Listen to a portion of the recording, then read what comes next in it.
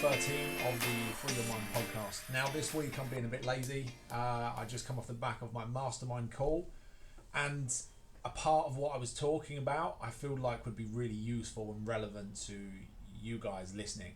So I have just cut the audio and I've chucked it in here. So enjoy this. I'm talking about listening, and which sounds probably quite boring, but listening, there's some real magic in this conversation. If you're looking to be present, if you're looking to connect and actually feel like you're being with your loved ones, your children, if you want to reconnect with your wife or husband, there's some real beauty in this conversation, which, or maybe there isn't. I'll let you decide. So anyway, let me hand you over to the other version of me, the me from earlier on, and we'll go from there.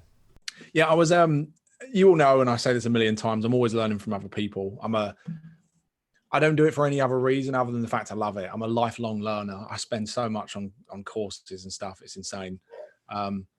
It's almost like where other people spend money on clothes or alcohol, or Jenna, it's clothes and bags and shit.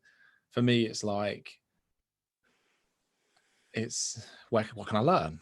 Kind of thing. I don't spend as much as I used to. I used to spend more because that was coming from insecurity and fear and hoping that this next course might just give me the little insight that I needed to become a millionaire tomorrow, and then I could pay my rent.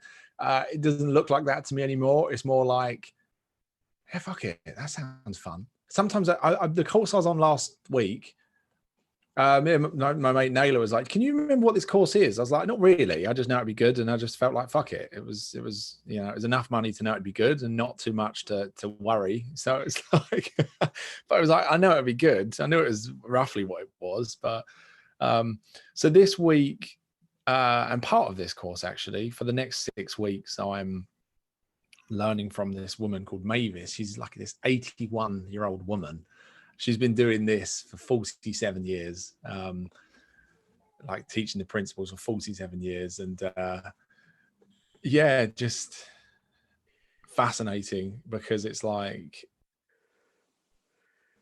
yeah, it's just interesting. But anyway, she was talking about listening, and you think, how could we possibly talk for hours about listening? Like, things come into your ears and that's it. And but it was really interesting to talk about the different types of listening. Now, this wasn't really new to me. Often what you'll find with insights like this is you knew, but you didn't know that you knew. But then once you realize you knew, you're then aware of what you know. And then it's like you can almost be more conscious of it. So it's like, I already do that. But then I noticed areas in which I didn't. So you'll notice that most people listen, but they listen and then they're distracted. This is what I see a lot. Like it's almost just happened right now, because in this moment I've just made me full screen and I've noticed this and I'm like, what the fuck is that? Like, this wall is really shitty. It needs painting. That's distraction right there. Most people are listening from that place. So it's funny because so many of my clients are like, yeah, I've given my wife 120 grand car and she's got this bag and this and that and this and that, and then she's still not happy. And I'm like, does she even like any of that stuff? And they don't. Of course they don't. Like, well, some of them do, but when I then speak to the wives, they're like, no, I don't give a shit about any of that. Because what they care about more usually is that when you talk to them, you're actually present in the fucking conversation, or you don't come home like a miserable bastard, or like, so it's just really funny. That's a side note, but most people listen, and this is how it ties in. Most people listen, but they're distracted. They're listening like this. They're like, yeah, how was your day? And then you can't see my phone, so I do it over here. Like, yeah. And they're not listening. And you say something to them, you're like, yeah, so I signed £1 million deal today. And they're like, yeah. And you think you didn't fucking listen, because I didn't sign £1 million deal. And if you did, you would have looked at me. Like, I used to play with it. I used to say to Jenna, I used to see what I could say in the sentences, and see what I could get away with. So I'd say things like, and then there was this unicorn and I twisted off its horn and underneath was like this gold dust. And I'll be looking at her, waiting for her to respond. And She's like, yeah. Right, okay, so you're not listening. And that is how a lot of people listen. They're so distracted by life, by their emails, by their phone, by the doorbell ringing, by sorry. So distracted by children. That was so on point. I paid Duncan to do that. I said, when I get to this sentence, bring a child in. But that's why it's difficult at home as well. Sometimes you're trying to have a conversation, but the kids are there constantly, so you're always distracted. But that's most people's listening. Or if they go beyond that, which is cool, they are listening more to their thoughts than what they're listening to the conversation. So some people might even do it on these calls. I've never really spoke about it before, not other than right at the start. So they'll be listening to agree with. Do I agree with what James is saying? Do I not? Oh yeah, I quite like this guy based on this. Actually, he sounds a bit of a dick when he says that. It's like you're listening to evaluate. You're listening to agree. You're listening for when you can reply next. You ask someone in the gym how they are, or at the shop, and they start telling you about their day, and you're going, I want to tell you about my day. I want to tell you about my day. Yeah, I've done that too. Yeah, I went there once. It was really cool. And it's like most people are just desperate. They're not listening because they're trying to get back into the conversation, or they don't allow you the space. Like you go, yeah, I went to the and they're like, the park, the pub. They're like trying to finish a sentence because it's like they're not really listening. They're listening to finish a sentence. They're listening to evaluate. They're listening to agree. They're listening to decide if they like you or not, or if you have anything in common. Which I found really funny because I think we're all guilty of that. We listen to fix as well. One of the common things I see. I say with men, it's only because I work largely with men. I know that men go home, they're either distracted so they don't even hear, or they're listening to fix. So the wife starts telling them, oh yeah, today was, Maggie at school. Well, she parked in the disabled spot and then we're already trying to fix it. Well, why didn't you park here? And why didn't you park there? And why didn't you go fucking tell the teacher? It's like we're listening to fix rather than just to listen. And that's one of the things I learned with Jenna is when I ask her how her day is, I listen. She doesn't actually want me to solve her problems most of the time. She just wants to tell me. And I've shared this a few times. My favorite thing is when she comes in, she asks me a question and I just listen. And she goes here and there, blah, blah, blah, blah, blah, blah. And then she goes, and this, and maybe that. Oh, I think I'm going to do this. Yeah, I'm going to do that. And she goes, thanks, and walks out the room. And I haven't said anything because I've just allowed her the space to solve her own problem. Because actually, my suggestions are normally the wrong ones anyway. And yes, it's just really interesting, but I notice how she tries to fix me. And so now I have to preface it sometimes and say, look, I'm going to rant, but I don't want you to speak. I don't want you to try and fix anything. I just want to talk for 5 minutes and then I'll be done. And I'll just puke it all out. And then I'm like, yeah, cool, done now. Because I noticed with a friend, like we both love talking so much, but it's like I had to get my sentences out really quickly because I knew he was going to try and speak over the top of me and I wanted to finish my sentence. And then he's trying to talk and I'm trying to talk over him because I want him to shut up so I can finish what I'm saying before I lose my thread. So it's just really fascinating when you consider that that's how people are used to listening. Now, the only reason it's different for me is, I guess, because I was taught to listen deeper. And I thought that I understood what that meant until this conversation. It was like, oh, okay, I saw it even deeper. Like, who knew that listening could go beyond listening? Who knew there was different types of listening? And I suppose it's because, like, when we're at school, we're taught to pay attention. I was taught to pay attention all of the time. Pay attention. Reports would be good if you paid attention and stopped pissing around. So as far as I knew, I needed to pay attention, listen for facts. You didn't need to understand it, but you needed to be able to regurgitate it. The only reason I did well academically is, I think, because I've got a good memory, so I could just regurgitate facts. I don't know what it fucking means. I don't really get how that works, but I can write it and it sounds good. And I can even remember the references. You just chuck some random name in there and you'd get extra points. And there you go. Gibbons 2016 in the journal Applied Science said this, and he didn't, but fuck it, they don't know. So like, as long as you can remember some of the key names, you'll be fine. So we've kind of learned to listen for information. So to get to my point, which I don't get quickly, I don't get to my point quickly. If that's news to you, then I don't know where you've been. Because I like to say things in a really long-winded way, if you didn't know. I like to go around the houses. So I'm still doing it now. The final listening is, bearing in mind these are concepts, they're made up, so it's not like they're real. They're just observations of what seems true. Is listening to be with. Listening with nothing on your mind. I was taught listen like a rock with ears, which didn't make sense at first. You just listen. And you tune out of your thinking.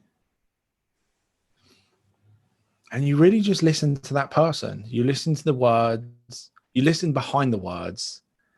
And you can start to hear, and I know I've spoken to a few people even this week that are starting to see this. You can even hear what's not being said. You can hear, you don't really believe what you just said there, or it sounds like you're kind of lying to me, or you're unsure of that. And you start to listen for that. So as a coach, I need to be in tune to that, because I say, yeah, does that sound like a good idea then, based on what you said? And they go, yeah. And I'm like, right, that doesn't sound like you're sure. And they're like, no, I'm not really. So I have to listen behind the words, because otherwise I wouldn't do my job very well. But you start to listen, and there is a point to all of this. You start to listen to be with, not to judge, not to evaluate, not to agree with. And I do this, and I also don't do it. So part of the reason I love coaching is, unlike these conversations, although parts of these conversations, it's like I had a new client this week. I am not kidding you. I said 4 sentences in an hour. He spoke the whole time. People aren't used to being listened to like that. There's a real magic in that, because we don't get that space often, but there's something really connecting about that. There's a real feeling of love and connection. And I noticed that that's why I loved spending time with my kids, because using Rosie as an example, I noticed there's a difference. When she talks, I listen. I picked her up from school the other day. I had a slightly quieter week. I've got a few clients away. So I rack up some husband points by doing things like picking the kids up from school. And not only is it husband points, it's also quite nice for me to do it. Rosie comes out, I get down onto her level. So I'm like crouched down in the playground. And I'm just intently looking at her and listening. I don't give a shit what she's talking about. Not that I don't give a shit, but I mean, it doesn't make any difference whether she's talking to me about cakes or friends, or I have no preference. That's what I mean. And I'm just listening. And she can't get her sentences out sometimes. It's like, you know what she's trying to say? She's like in the and she's pointing in the playground. You're like, yeah. And I don't need to interrupt, and I don't need to finish the sentence, because I'm not listening for any other reason than I'm just being with her in that moment. And there's something deeply connecting. It's this deep feeling of love and connection and presence. And kids really feel it. You'll know, if you've got kids, you know, the minute you're distracted, they can smell it. If you go in another room to send an email, they hunt you down. They know. It's like they suddenly in the room, and they're like on your lap, and one of them's on your shoulder. Some of you might have seen my video. The minute I'm trying to sit and have a coffee in peace, Rosie sat on my shoulder pretending to be a gerbil, which she knew. She's like, give me your attention.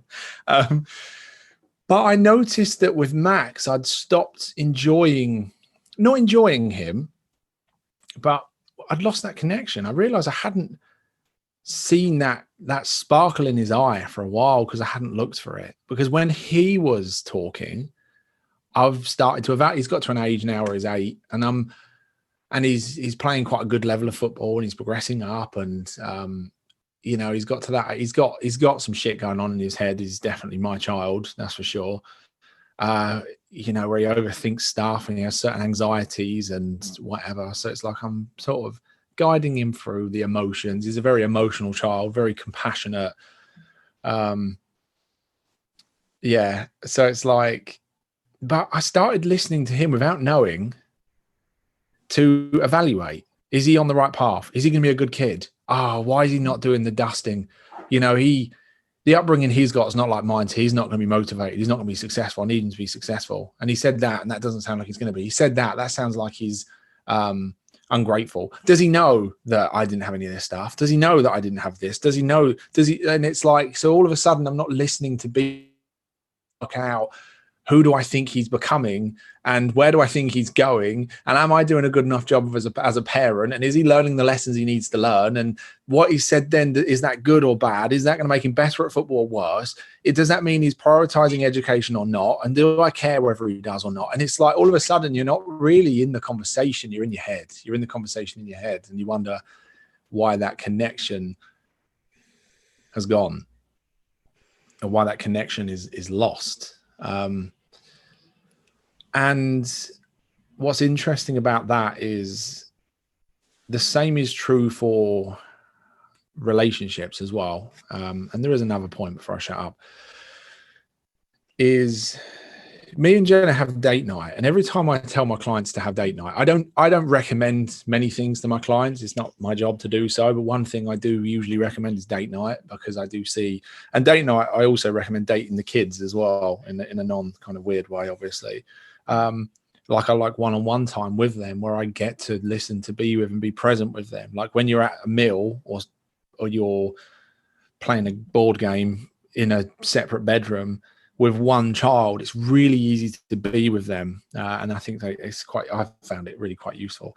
But date night, people are like, oh yeah, the thing is, she doesn't want to go out, or where do you go? And I'm like, no, we actually don't go out. We just talk one night a week, rather than just go on our phones or watch Netflix or go out, or I play football or I take Max to football, whatever. It's just in that one evening, we get in bed and we sit opposite ends of the bed. I don't know, not strategically, it just happens, because then I'm just looking at her and then I'm just asking her how her week is. And we do talk about if we've had any.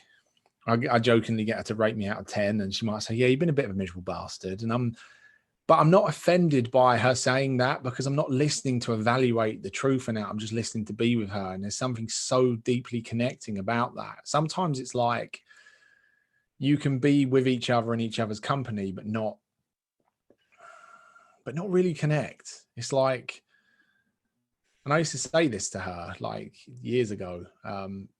It's like you can be around each other, but not really be with each other. There's something just really connecting about when you talk and listen, and you're not thinking. Like the other day, I was at home and I was talking to her about an insight I'd had, and I could just get a sense. I knew that she just wanted me to shut the fuck up so she could carry on, because she was working on her Mac and she wanted me to fuck off.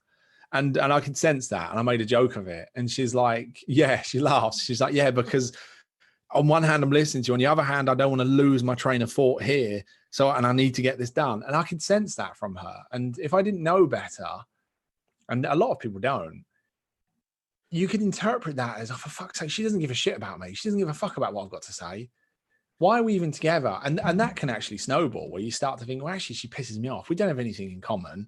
She this, she that. She never listens to me. And that's, I think, where a lot of the disconnection comes from in relationships, because they've lost that deeper connection. You know, when you first get with someone, it's like you can just, especially when you're younger, you can just, like mine and Jenna's first date, I went round hers and we sat up talking all night until like 5 a.m. We put film on after film after film, and we just kept talking until it was like, shit, we really need to go to bed now. Like, not us two, I actually went home. There's a story behind that, and it's like, that's the connection that we kind of come into the relationship with, but somehow along the line, it just gets buried, because you're with each other, but you're not, because I'm at home, but I'm thinking about business and emails and money and rent and whatever, and tax. And, oh, didn't I reply to the accountant? And she's there with me, but she's thinking about her business and this client and that and the kids. And so then it's kind of like neither of you are really there. And then you talk to each other, but you're not really connecting, and you're not. And then what I find is, when I'm there, my capacity is much less.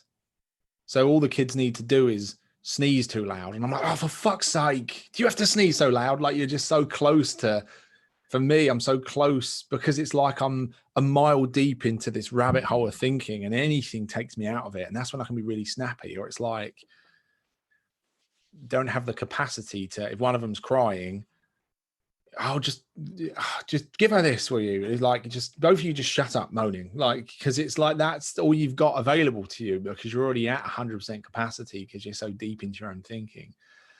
So it's funny because when you're really listening to be with someone, when you're really in the conversation, when you're really in the conversation with the kids, it's like, I just find I'm just such a different person. I'm so much calmer. I'm so much less reactive. I'm so much more present. And the present moment is the only place that life is anyway.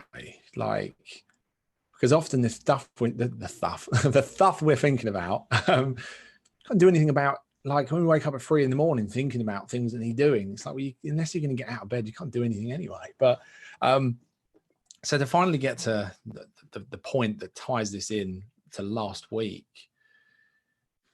and this is when I have insights, because last week, it's like from last week, my answer to Amy's question, or her, what she said, has got better in a week. Last week, yeah, I just may have had a little bit of wisdom from deeper mind somewhere in there sprinkled in, but it's like even just 7 days later, I'm like, oh, I see that clearer now, actually. And that's kind of why I love learning, because Amy was talking about us taking on other people's energy. And when we're around other people, if they're negative or, and from what I can interpret, it sounds like, and I'm sure she'll be listening back to this at some stage, so I could be wrong, I'm open to being wrong. Sounds like when she's around these people, she then starts to feel negative, or starts to feel more anxious, or starts to feel more heavy. And what I said last week is, yes, it's because it's not them that's the problem, it's our thinking about them. We are judging them. But yeah, then when I was in this conversation, I saw how this also applies. Because what that means is, if you've got a friend around that's negative or whatever they are, we're not listening to be with them. We're obviously in that moment, we're listening and we're evaluating and we're listening to our own thoughts around that person. And then we're feeling our emotions based on the thoughts we're having. Like, emotions they're two sides of the same coin. It's like thoughts and emotions travel together. Like, one side is thoughts, one side is emotion. So that's the only way it ever works, even though it's a very convincing illusion sometimes that we get caught in. It's just the way the human experience works. Like I said to someone the other day, because we really think, no, it really is that makes me happy. It really was that person that made me feel happy. And I'm like, well, unless they come over to you and injected you with heroin, they didn't make you feel happy, because they can't alter your physiology. There's no way of them getting in here. The only way they can get in here is via your senses, via what you've seen and perceived, and then turned into thinking, which you've then turned into emotion. That's the way it works. Can't work any other way. Like, and literally, as I said, unless they're injecting you with a drug. Like, if someone, if I say they made me angry, well, the only way they could have done that is given me a magic mushroom and I've gone on a bad trip. Like, that's the only way they can alter my physiology. I don't see the other way. But even then, that's still our thinking of, I've gone on a bad trip. I've just gone in exploration in the direction of negative thinking. So, even then, is it really the magic mushroom, or is it my thoughts again that have just been heightened? Anyway, we're going down a rabbit hole here. So I just thought this was really fascinating, because not only, to me, someone said that listening to be with is the fastest way home without trying. And that really hit me, because home to me is that feeling of settled down in the moment. Life feels alive. I know some of my clients haven't even touched that yet. Some of the newer ones, some of them have felt periods of it. Some of them, it's become their norm. And it comes and goes, as we know. But that is partially why I love these conversations. I love the coaching conversations, because they're deeper conversations where I'm only in the conversation to listen, to be with, and to see behind what the person's saying, and see the person for who they really are rather than who they think they are. And there's something really deeply connecting. So it just occurred to me that, number one, this might be relevant based on the conversation last week. But number two, if you haven't seen this, you probably would have seen it, which I'll be interested to know, actually, where you see this at play. I guess what I'm saying is not that this is a tool, because sometimes turning things into a tool or a strategy is quite a quick way of getting lost again. But it's something that's become very much my go-to, and I didn't really even notice just how much, because I've been trying to explain it to clients as being present. Go home and really be present with your kids. Really watch them. Really watch how they move. Really, and when do that with your wife or your husband, or do it with your friends. But I hadn't realized that part of what I'm doing is I'm just being with them, and I'm listening to be with them. I ask them how their day is, and I just really listen. And again, I'm listening beyond just my ears. You're watching them. You're watching the way they move. You're watching their smile. You're watching the way their eyes light up. You're listening for the emotion. You're listening for what they're really saying. You're listening for, and that is just something really I find incredibly profound about that. Anyway, I hope you enjoyed that. Yeah. I mean, I don't really use this podcast to promote anything. Just because it can't be asked, you know. If you want to work with me, you'll find a way. But, you know, if those kind of conversations are the kind of conversations you want to be a part of, then you can find out about my mastermind. I have different variations. The call you just listened to, I've got a mastermind which is online. It's a weekly group call online. Some people listen into the calls, some people join the calls. So you can be, there's kind of like spot coaching, I guess, on there, which is incredibly powerful and fun.